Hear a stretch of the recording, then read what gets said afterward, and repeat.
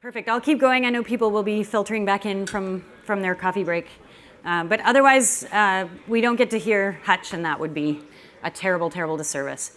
So we're going to keep going. So in the authentication world, there are old authentication factors, and there are new authentication factors, right? The world is changing. I mean, since strong authentication has even started, right, there have been huge advancements in the industry.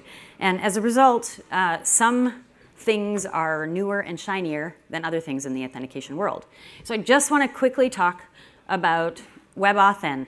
And the reason why is there's a ton of content on WebAuthn and FIDO and FIDO2. And I think it's useful for you to have just the quick relationship between how WebAuthn works and how it works with something called CTAP, because it's not obvious, right? So think of this as the Coles Note guide to the rest of the sessions on WebAuthn. So WebAuthn is a specification. It's a standard that is being made in W3C. So all the browser makers are collaborating on it.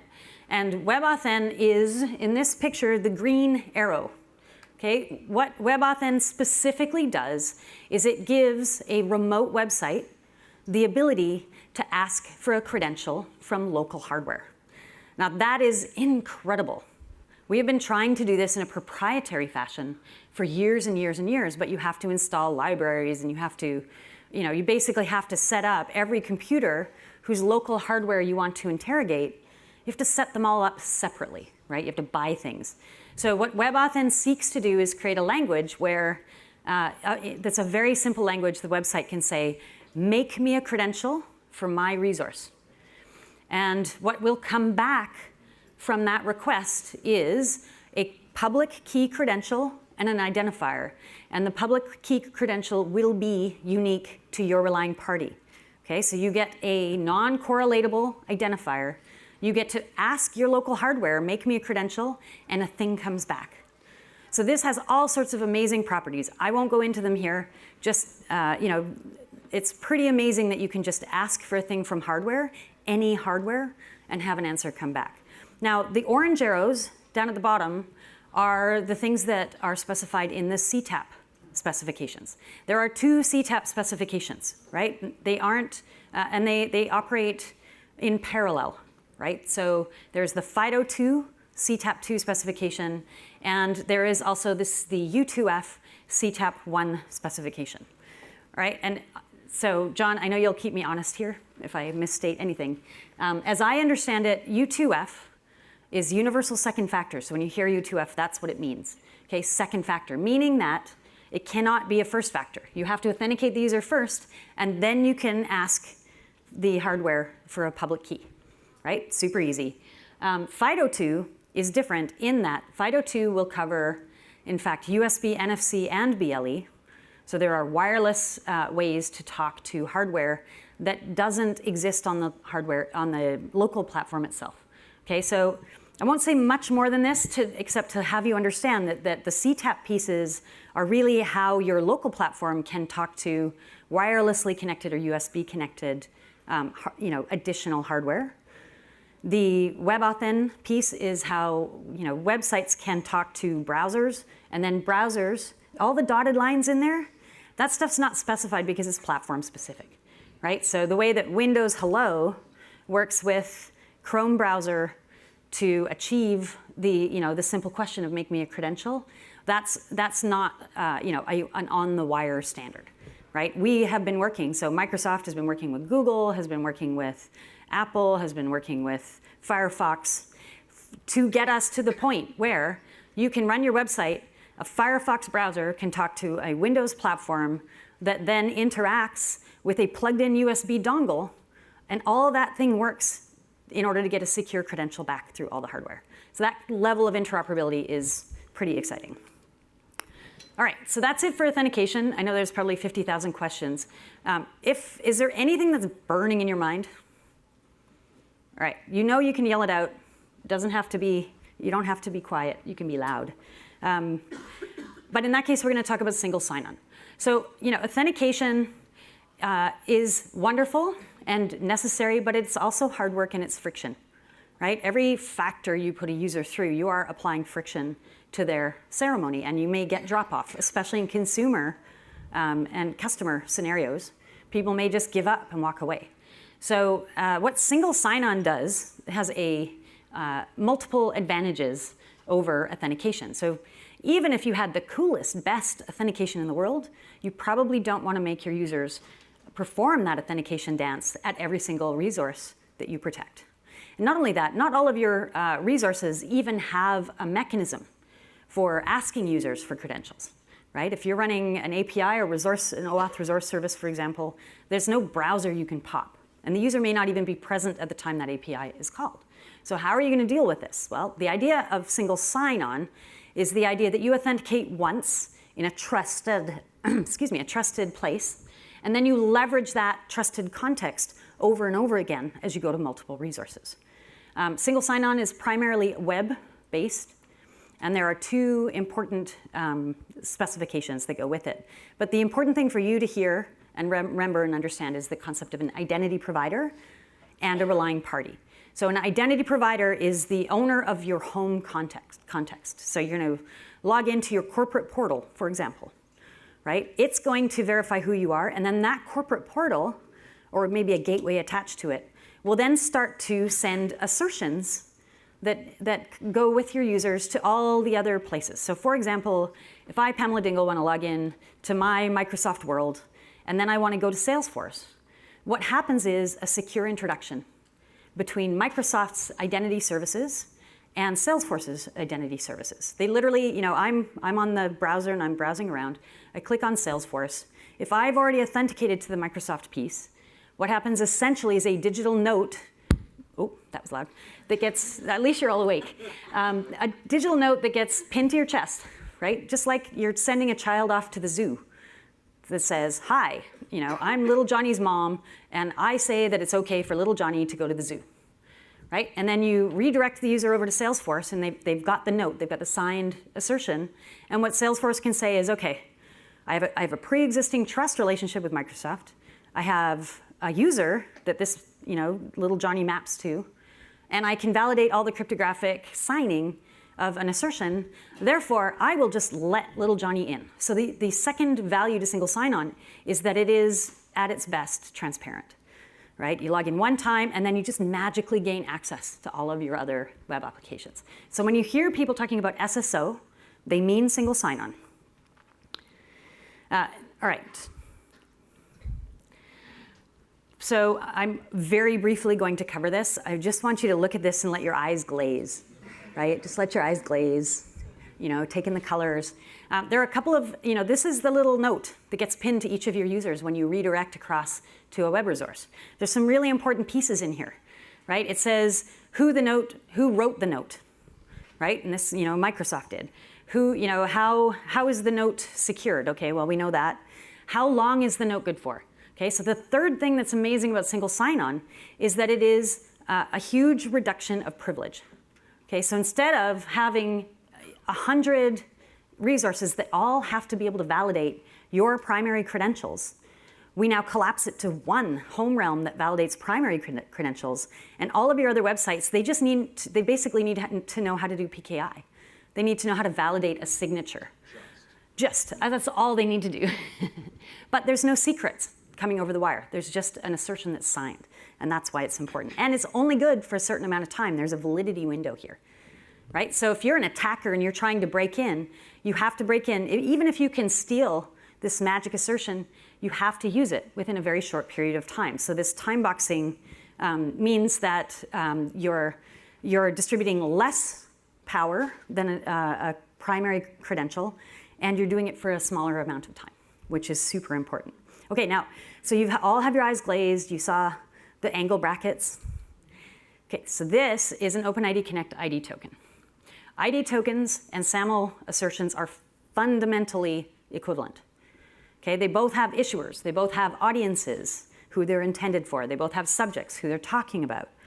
They both have attributes, right? Attributes and claims, by the way, are the same thing, in case that wasn't obvious. This whole thing, so this is just the payload. In both cases, those two documents are going to get signed. Okay? They are functionally equivalent. There are lots of reasons why you might choose to use them differently in your organization, but we'll wait and make sure we can get all the way through before we talk about that. All right, so that's single sign-on, right? Your secure introduction to all your websites, very important. The next one is API security, also known as delegated authorization. This is a newer concept, right? We've had web single sign-on since 2001, but this whole concept of the cloud and cloud APIs and mobile apps, the idea of, when it's a big website, signing into a big website, then there's lots of power to do PKI, lots of power to have fancy encryption. When it's a mobile client, when you think of what a mobile client is, it's a little piece of software that is not necessarily trusted by anyone, right? So with a mobile app, what you want to do is you do not want that mobile app to be storing primary user credentials ever, right? And you don't want that mobile app to be able to, if it becomes abusive, to get very much out of the abuse. So what happens is we use something called OAuth 2.0. And the whole idea of OAuth 2.0 is your mobile app designer can simply say, give me access for this user for this purpose. So it's scoped tiny pieces of access, and those tiny scoped pieces of access are called access tokens. Okay, so if I need to view the user's calendar, I do not need the credentials of a user to view their calendar. What I need is an access token scoped only to the calendar APIs. So I'm going to ask for a token from the home realm. The home realm is going to authenticate the user with whatever necessary force is required, if you will. And what will come back is an access token that the client can then use to call APIs. Okay, there's technically no identity in that. Right? Literally, you're saying, whoever this human being is that happens to be operating my mobile app, I'm going to redirect you to my home realm, and I expect a token back, and then I'm going to make calls. Right? So this is a huge improvement from a security perspective because it literally is least principal, right? Least privilege, I mean. Right? You ask for a token, you use a token. You ask for a token, you use a token. When the token expires, you need to go interact with the user again. Right? So all of a sudden, you have this feedback loop of essentially like carnival tickets, right? Like, when you get the roll of tickets for rides, you can use those tickets on the different rides. What can't happen is there's no resale ability, right? That's essentially where we are now. All right, so there are in fact two different specifications, OAuth 2 and WSTrust. WSTrust, if I were to go back to the examples, is angle brackets, and OAuth 2 is curly brackets. Right? So there's kind of a running theme here, right, of these two paradigms. You're going to see security token service again and again. So this is the idea of, I have a token, I want a token, I'm going to exchange the tokens back and forth, right? When WSTrust came around, MFA was not much of a thing. So the most common token that you could trade in using WSTrust to get a token back was a password token. So at that point, your client is prompting for a username or password. They're embedding it into a WSTrust request, and they're getting a token back, but it's all what we call back channel. So the front channel, back channel thing is super important in access management. Front channel means you're using a browser, and the reason why it's important is that if you're using a browser, there's an assumption that there's a human being behind it, because it is what's called a passive client, right? So so nothing happens unless a human is there to push the buttons with a passive client, and so you have this assumption that if you ask a user to do something, they will be there to respond. On the back channel, you do not have that assumption, right? You could, in fact, you could be doing things in the background. It could be your phone updating your calendar when you're not even looking. So there's a whole different paradigm for back channel. What happens with OAuth 2 is OAuth 2 gives you a whole bunch of tools to choose. You basically get to play a game of hot potato, right? You're the client, and you're going to use both front channel browser interactions and back channel direct HTTP fetches in some order that makes it really, really difficult for an attacker to steal your credentials. That's the whole name of the game, is bounce, bounce, bounce, bounce. And then what you get back is this access token that also is scoped very tightly. So if you are that access management architect, do not create a God scope for OAuth 2. I know this sounds really obvious. Do not create something called, access, and then grant that scope for every request that every client makes. You really want to at least, You want to create different scopes that are different contexts because that is your ability to limit risk, right? So you should have, a few scopes that at least that allow you to segregate what users can ask for, so that if a token is stolen, the attacker can't just farm it around at every single API. Super important. All right, actually I'm going to go back. One other thing about the OAuth 2 world is that OAuth 2 is super extensible. It is a framework. So you can do all sorts of things with it. What you need to know when you start hearing people talk about it, they will talk about RFC 6749 and 6750. Those are the IETF specifications for OAuth 2.0. But there's a whole bunch of little tiny specs that have also been written. So if the OAuth 2.0 stuff is the base case. And then you can add on things. Super important about OAuth 2 that makes it really interesting is that in OAuth 2.0, the user has an identity, but so does the client. And this changes the game, right? So now you are issuing a token, but you are issuing a token only to an entity that can authenticate itself to your server. And you get to choose how much of a burden you want to put on your clients to prove themselves before you issue the token. And this is sort of the birth of the bloom of 1,000 flowers, because if you have so many use cases that require resources, right? You might be running a JavaScript app. If you have a JavaScript app, then chances are your client is what's called a public client. And public clients are basically things that are operating in paradigms that they can't store a secret, right? Or if you did, it would be comically easy for someone to steal that secret and then impersonate your user. And so there's these schools of thought around whether you should even store a secret at all in the case where the secrets can be trivially stolen. I personally believe that you just throw as many blockers in front of attackers, right? If all you do is block the 10% of people who are super stupid, right, from doing the small amount of work to steal a token from a public client, then that's awesome, right? That's still 10% of the attacks you don't have to worry about. So this idea of client authentication is super important. And if you think about, for example, FAPI, which is the Financial API Working Group, they want mutually authenticated TLS, right? So client can't get the token unless they mutually authenticate to the authorization server, right? Yay, security, right? Security, but it's friction. That's the way it works. So those kind of options you're going to hear talked about. You'll hear things like dynamic client registration. You'll hear things like token introspection. All of this stuff are the details that make OAuth 2 so flexible. All right.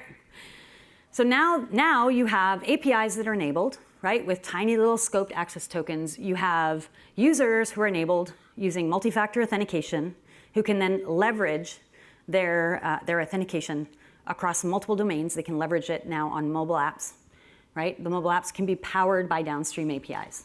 So life is pretty good. Now the question is, it's all great. Like getting people to the front door is fantastic, but not everybody should walk in that front door once you get there. So the question becomes, how do you authorize people who have a legitimate reason to be in the vicinity, but might not want to get into any specific resource or any specific part of a resource? There is a specification for this. It's called XACML. XACML was written a very long time ago. It is an angle bracket specification, and it is the most important thing that won't die, in my opinion, in identity. All of the topics that you see on the left side here, a PEP, a PAP, PDP, those titles, I am told by experts who may or may not be in the audience, that they actually predated XACML, right? So these days, you don't need to think about XACML. You don't need to know the details of XACML. What you do need to think about is where are the decisions being made for access control in your organization. Okay, so we talk about entitlements, we talk about roles, all right? So you have a certain role. You have one tab in your resource that should never show unless you have the purchase order entitlement. Okay, how do you make that happen? Especially, how do you make that happen? It's easier to make it happen when you own all the resources. So if they're homegrown resources, you have options, right? You can set up, you can install libraries and you can essentially do processing in the moment. But this is one of the areas where the identity world is starting to do a bit of a somersault around this kind of policy authorization. Right now, I would say, y'all can argue if you want to, but I would say that most policy authorization happens at the application and it is in its own silo. So it's pretty rare to see a Salesforce authorization context that is controlled by an enterprise world. I'm not going to say anything else because the guy who actually knows all of this and has the scars to show for it is Hutch. So are you going to cover that? Yeah, I'm going to disagree with you. But he's going to disagree. Yes, that's sweet. Yeah, I'm a little crusty about XACML. I'm sorry. Yeah, I know. What you need to realize is there's a ton of people trying to help you solve this problem. Some of them have XACML under the hood, but they're not going to tell you about it because XACML makes people kind of twitch and So it's still useful, and it will probably continue to be useful for a long time. It's just a big, ugly beast. Okay, so I have 3.5 minutes yet left. I want to talk about user experience. The user experience is absolutely critical in runtime. All right, you can install a product for single sign-on. You can install a product for API security. You can do all of those things. If you don't think about how those things actually work together, then you will fail, or you will at least not do as well as you could. I am not going to talk about how they work together because Hutch is going to, but I'm going to talk to you about what the experiences are, because they may not be obvious to you if you're just starting out. All right, so the first one is discovery. Discovery is the idea that your user is going to arrive at a resource without any authorization or any authentication abilities at all, and you need to be able to direct them. You need to be able to redirect them to get help. Right? How do they know where to authenticate? So if you're in the consumer world, you may have IDP relationships with 1,000 different identity providers, right? So if you're Salesforce, for example, like this middle example, then it could be any one of 1,000 companies running federation or single sign-on technology that you need to redirect to. This is a problem. And so we have over in the history of the organization, or in the history of identity, we've sort of hit on a couple of things that tend to stick. One of them is NASCAR. So NASCAR is this idea that you've got stickers, right? You have visual representations or buttons you can click for identity providers that you have a relationship with, right? Oh, I log in at Facebook. Oh, sign in with Apple would be the latest, greatest of the NASCAR family. IDP discovery, what Salesforce does is it asks you to type a domain, right? So it's a simple way to determine where to send your user, but it does require your user to type a string. So there's some friction there. And then the last one is this identifier first discovery, where you're going to type an email address into your login, and then your adaptive authentication system is going to take care of the rest. Are you federated? Should you do direct multi-factor authentication?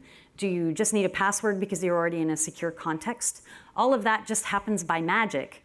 The user just needs to type in their email address. So from a best practice perspective, identifier first has a ton of advantages. All right, consent.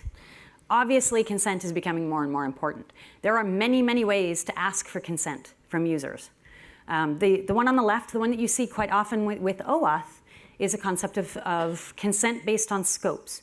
So essentially how that works is it's a simple mapping, right? If your client is asking, for example, for the scope to read your contacts, then a window will pop up that says, would you like this client to see your contacts, right? So there's usually a strong relationship between the consent message that the user sees and the actual access token capabilities that come out the other end.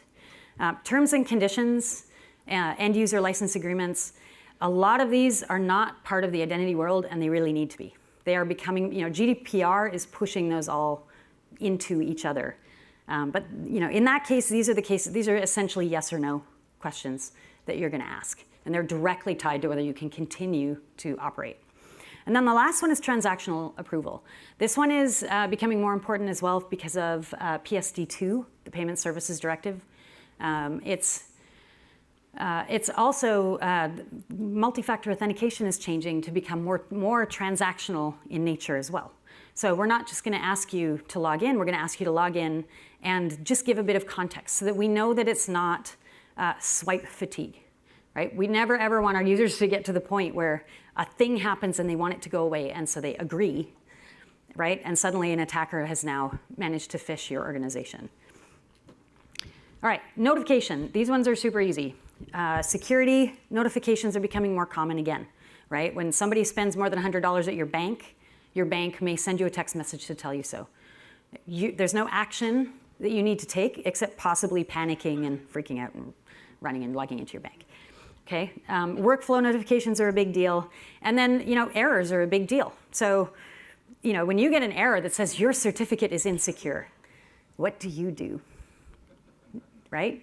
Again, this is where you hit the panic button, but you don't know what to panic about even exactly. So this is another area where we're getting smarter and smarter about the errors we give. And we're starting also to give errors that instead of denial, become coaching. So the error comes up and says, oh, we're so sorry you couldn't get in, but you could try these 3 things to be successful. All right, profile management. So you need to be watching this concept of switching accounts, especially if you're in consumer identity. People may want to maintain multiple accounts, and so there's a user experience there where you want to stop being the accountant and start being the real estate agent, as an example. Managing credentials is a bigger deal because of MFA. We're in a world where now you're going to have your phone, you're going to have your OTPs, all of these things. So you need to provide a unified experience for people to come in and manage those things. You can't be sending them to one spot for passwords and one spot for FIDO tokens and one spot for OAuth tokens and all of those things. All right, and I believe this is last, is self-service. So registration is a big deal. The best practice right now for identity, sadly, because it drives me crazy, is the idea that you optimize in the consumer area for sign up over sign on. Right? And again, it's a friction piece. You want to make it as easy for people to get into this. It's velocity is what this is exactly targeted for. So you can see you want to have them enter as few pieces of information as quickly as possible and get an account. All right, and then account recovery is the last one where you are unauthenticated and you need to somehow get a credential back by which you can log into the website. The argument here is whether this is admin time or runtime. I consider it runtime. But this is a common attack vector. So you need to be watching. You need to, especially in a multi-factor world, can you use some factors to help you recover other factors, right? Those are the trade-offs that you're starting to work on now. All right, and with that, I will pass it to Hutch, who will bring it all home, wrap it all up. Yeah. Okay, when we were going through the presentation, we talk about a number of different things that we agree on, and Ian talked about when we're coming up with identity terms and trying to figure out how to describe them and how to put the definitions in, that you'll come up with a half a dozen different definitions for what that term means. Even more difficult was trying to figure out how to put all of those things together into a presentation to present. We've already done it, I think, 3 different ways. We're still going through. I like the way this one was put together. So instead of trying to put it into trying to put technology pillars in place, admin and runtime work well. If you had come to the No Identity Conference, we used the Infinity Gauntlet and the Infinity Stones. That was an interesting way to do it. But as we went through and said we can separate the world into admin time and runtime, we felt it was important to come up at the end and show, at a high level, how do you put all these things together? I mean, a number of the people who are in here, we tend to talk about things in terms of technology, in terms of how all the little tiny processes are happening under the covers, and we don't really look at it from a practitioner point of view who has to put all these things together in a process just to get your day-to-day work done. So what we've done is, again, at a high level, we've put together some different process flows to show how all of this stuff works together. So there it is. Memorize that. Thank you.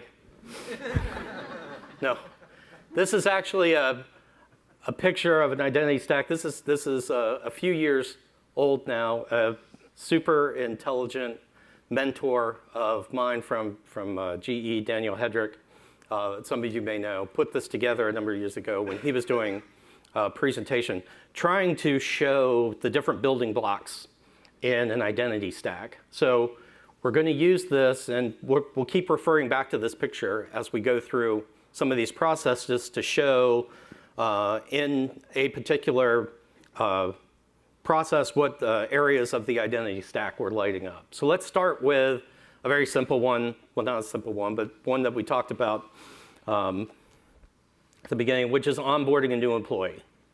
So you remember from the admin time, one of the first things we're going to do is we're going to do some identity proofing. So if it is a new employee, we're going to, it's usually going to be run by the HR department. This is long before the user has, usually before they have an identity, before they can log in. In an employee process, that's going to be, as Ian said, it's a little bit more formal. It's going to be document-oriented. Once that happens, we're going to populate the source of truth. The HR rep is going to be entering this information into the HR system. Following that, our identity governance and administration system, whatever it is that you're using, is going to note the event of creating a new employee. Hopefully you've created a process in there that's going to trigger your governance, your IGA tool. And one of the things it's going to do first is start populating some user repositories and directories. Maybe at least initially populating the user store that eventually your authentication systems are going to use.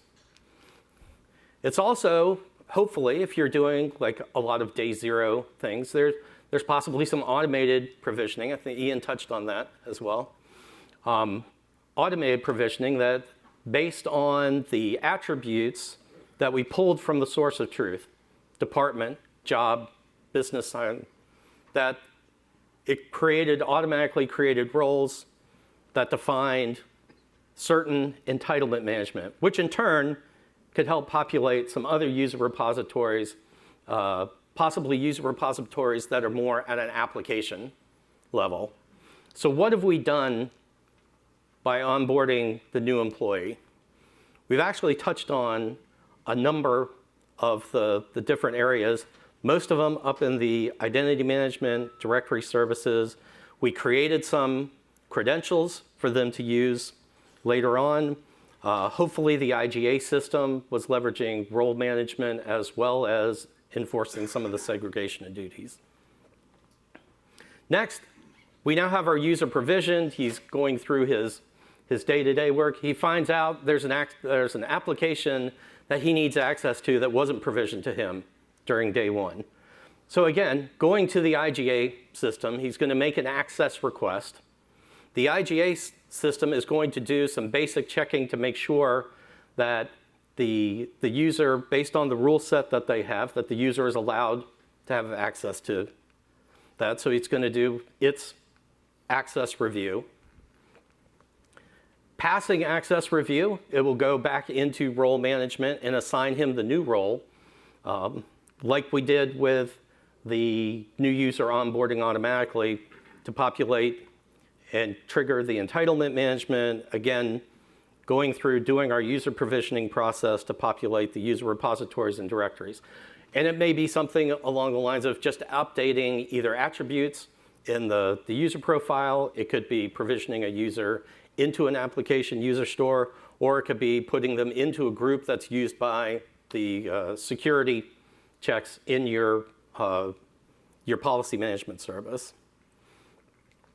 So in this one, it's a lot of similar things. We didn't have to do all the onboarding. We didn't have to do the proofing. But now we're more in the provisioning, identity management. We leverage the directory services to do the data synchronization between the user store and whatever downstream user stores that we have. And again, leveraging coarse-grained access control to define those high-level roles. Now we're going to have the users going to actually access the app that they've been granted access to. So we're going to leverage the single sign-on process that we talked about. The single sign-on service is going to be invoked when the user goes to the application. The application is going to say, I don't know who this user is, redirect them to the single sign-on service. And in this case, the single sign-on service doesn't have, there's no There's no cookie, there's no token that's been defined yet. So it's going to go through an authentication process. And again, this is very high level. So all of the stuff that Pam had in the 15 minutes of going through authentication, all of these things can be invoked. The first thing it's going to do is it's going to try and define who the subject is, either by you have to present the subject in like a login form, or if we've got some fancier adaptive authentication, contextual authentication, it may be doing other things to try and get something to establish who they think the subject is. But regardless, it's going to be pulling a number of attributes. And those attributes can be things like what multi-factor authentication services what different authenticators does the user have registered? What do I have available to me? And then it's going to go look to its policy store to determine, based on the application that the user is trying to access, what attributes am I going to need to collect to be able to check? And because we're a really cool organization, we're also pulling in some identity analytics because we have a contextual authentication service. If you want more details about this, 5 o'clock on Thursday in the ballroom, be doing a thing on contextual authentication. But we're going to be pulling a number of identity analytics. So we're going to be looking at things like, is this the device that the user has registered to them? Are they coming from a location that is usual for them? Are they accessing an application that they normally access? So all of these things are being pulled in before it goes to a coarse-grained authorization decision, which is usually what happens at again, this is happening at the authentication layer. And I'm sorry, that's the only point where I was going to disagree, that there is a lot of policy stuff that goes on just to determine whether you can get to the application itself. And a lot of those things, we used to call it coarse-grained authorization. It's becoming now more medium-grained authorization, I feel like, because there's now more factors available to us at the authentication service to be able to try and make those decisions. Things like being able to know what type of device they came from. Now we go through to the application access. This is where, again, you can get into the fine-grained access controls. We're going to pass, again, through, if it's OpenID Connect, we're going to pass these attributes through a JOT. We're going to the ID token, they're going to be able to look at a number of different attributes to determine if they want to do resource-based restrictions on their application. I'm sorry, there's fine-grained authorization. Now, sometimes that fine-grained authorization, to be able to make those decisions, you need more information than what you got back in the ID token. So you're going to provide a means, usually through like a user info endpoint definition, to be able to allow the application to go and collect a richer set of attributes to make those fine-grained authorization decisions. So now what have we lit up? Now we're getting more into the access management area. We are looking at, of course, the identity attribute and policy stores to do the authentication process. We're now getting into, when we did the authentication event, we now are using session management because we tied in, we established a token or a cookie or however you're doing session management. I believe Pam's got a really good presentation coming up on new horizons in session management. And then, of course, context awareness, and we were doing risk profiling when we were doing our identity analytics to the contextual authentication. All right, last one before we wrap up and let you go. This one is a user's accessing a SaaS application. So they're going to a SaaS application, let's say Salesforce. So they're on-prem, they're your employee, they're going out over the internet, getting to Salesforce. Salesforce, they went to a defined endpoint that we had set up before because we set up a trust relationship with Salesforce because we wanted to use, let's say, SAML to be able to do that access. So it's going to redirect the user back to our on-prem federation service. And again, it's going to go through that user authentication process again, because let's pretend it doesn't have that session defined yet. It's also, again, it needs to go back, and once it's done the user authentication and verify the user, it's going to pull a set of attributes back. Those attributes are going to be collected and put into either a SAML assertion or into an ID token to be sent back with OpenID Connect. And all of these things lumped under secure token service. So this covers both SAML and OpenID Connect. We now send the user back to, or redirect the user back to the application with this assertion. The application is now able to understand that the user is verified. They can check the certificate that it came back with to know that it came from your corporation, and then they let the user in. But when they do, they realize, while this user has the attributes that say they're allowed to access Salesforce, they have not yet been provisioned in Salesforce. Now, in the past, what we would have to do is set up some sort of back channel process that does a data transfer, usually like in the middle of the night, to populate the things to say, hey, okay, here's the users. Now we can use things like skim. Let's say our user directory that we use for our user store has a skim-enabled endpoint. We can now do, it's called just-in-time provisioning, being able to leverage rules that we've built into the skim process that allow again, the attributes to be transferred back and forth to establish the user within the service, and then grant them access and allow them to use that. Some of the time to do that, it also means we're going to, because the user wasn't provisioned originally, it also means we'll have to update our entitled management system to show that they've been granted those roles in the system. So what did we light up this time? We finally have our federation stuff like that. Pretty much everything except the onboarding process. Again, fine-grained access control, this is an example where the fine-grained access control is going to be done within the SaaS application, so we didn't touch that. When the user finally does go in and leverage things, that's the fine-grained access control will be done inside the application itself. Okay. All right. So, you survived? Yeah? Yes, now is... Signs of life, signs of life. All right, people are alive? Okay, so we have time. We have Questions? 7 minutes to talk about the things that you thought you were going to hear and you didn't hear, or the things that made you twitch slightly when you heard them here and you're wondering whether there's an alternate explanation. We have a hand up front immediately. Yes. So you touched on role-based access control. What, in your experience, have been the challenges getting there? So I'll repeat the question. So it's talking about role-based access control. What are some of the challenges to get there?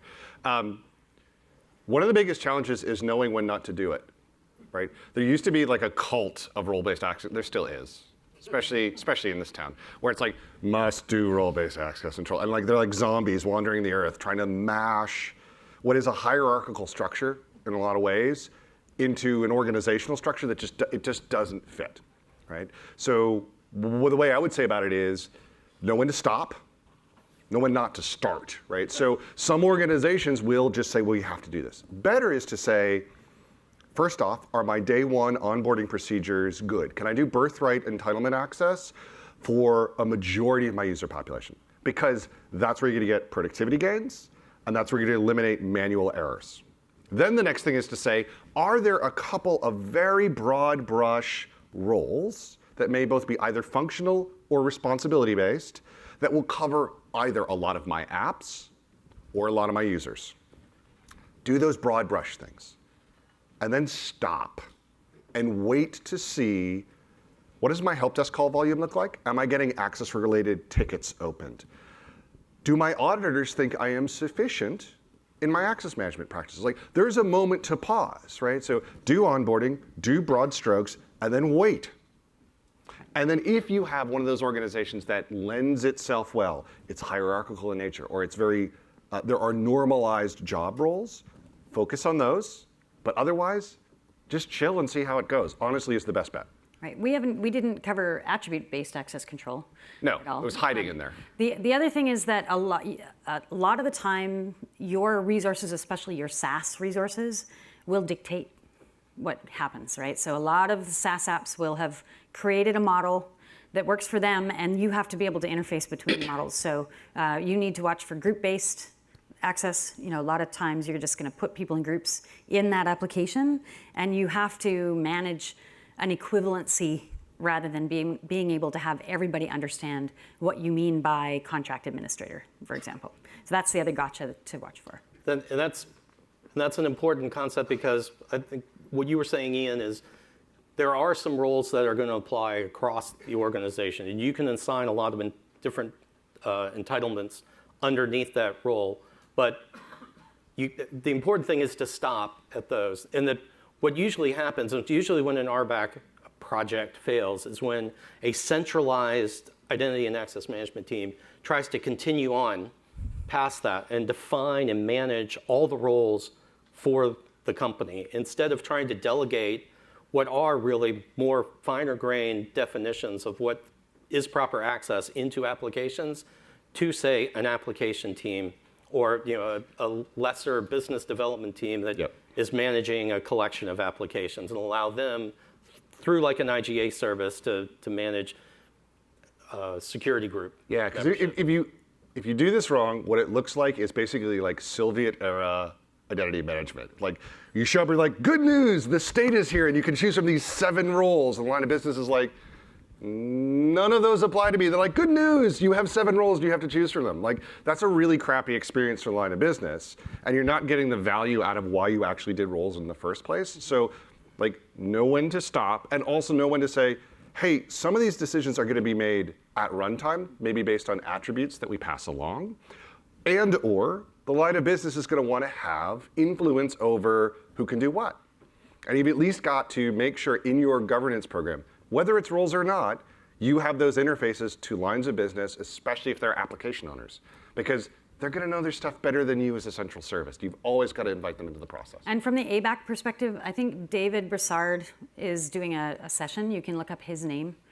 He would be a great resource for you to sort of watch and understand how that all works. We had a question here. Yes. So what is the preferred integration? Is that SAML or OpenID Connect? Oh, okay. We've asked the question. SAML versus OpenID Connect question. The answer is, as with almost any of this, your SaaS app will drive the answer. So what I have found in my personal experience is that the enterprise tends to need to be a Swiss Army knife. You don't necessarily get to be the entity that decides. You basically have to let your apps dictate to you. So what you really need is a flexible kind of platform that's going to, if they want SAML, give them SAML. There's nothing wrong with SAML. SAML is time-tested. It's heavy. But when you're doing web, that's okay, heavy is fine. Where OpenID Connect has an incredible advantage is in the mobile and API space. Because what I didn't say up here was that OpenID Connect is based on OAuth. So what you'll find is that cloud platforms tend to want to standardize on OpenID Connect and OAuth together, because it's one paradigm that will serve APIs and web together, right? So and the other thing that you can do with OpenID Connect is you can make a request for an ID token, which is the assertion, and you can get an access token for your APIs at the same time, right? So for the sort of modern applications, it becomes much, much more useful. So let me give you a data point. What Pam is trying to say is it's OpenID Connect. No, he's not saying. So let me give you a data point. So Salesforce is one of the more federated 2 apps in the space. We are involved in something on the order of, I think last time I checked, like 70,000 plus different SAML federations. Okay, that's a lot of SAML. But I'll tell you, internally, everything we do is OpenID Connect, right? And we're happy to do either. So partially it also is governed by, if you've got a working access and SSO solution in your environment, don't throw that out. Like, because the blood, sweat, and tears to get that running, like, don't just toss it out because well, it doesn't do like this one OAuth profile. That's not a real valid reason. Like, the app will dictate in some regards, but increasingly what you will find is you should expect SAML. I gave a talk once about people that don't provide SAML or charge you for that, or sociopaths. That's a different conversation. But what you'll see increasingly is because of the API integrations, because of those things, you will see OpenID Connect coming along from those platforms as well. Right. And the other thing Touch is, just wants to be all OpenID Yeah. Connect, which is fun. it's great. No, we had a hard time. We used to say we needed to support our customers, who we always defined as our internal businesses. And I feel that was a failure to understand who our real customers were, which was the application development teams within those departments. And when we built up our OpenID Connect program, I mean, it took a long time for us to get to, we've got 3,000 SAML connections, but they're mostly to SaaS providers because that's what they offered. We had 10,000 plus applications in our legacy web access management, and it took us from 1998 to 2014 to get to there. From 2015 to 2017, we've got 14,000 applications in OpenID Connect because we made it easy for the developers to use. And it was an education process, but it was a much simpler education process than. All right, But you're serious right, truth it's from Hutch at the internal end. versus SAML. Yes. We'll hang around afterwards. We'll probably have to get out of the room. Thank you so much for the honor of being able to help you with this. Yes. And come up and tell us if there's things we missed that you'd like to see next time. Yes, thank you. Enjoy the week, everybody. Thank you.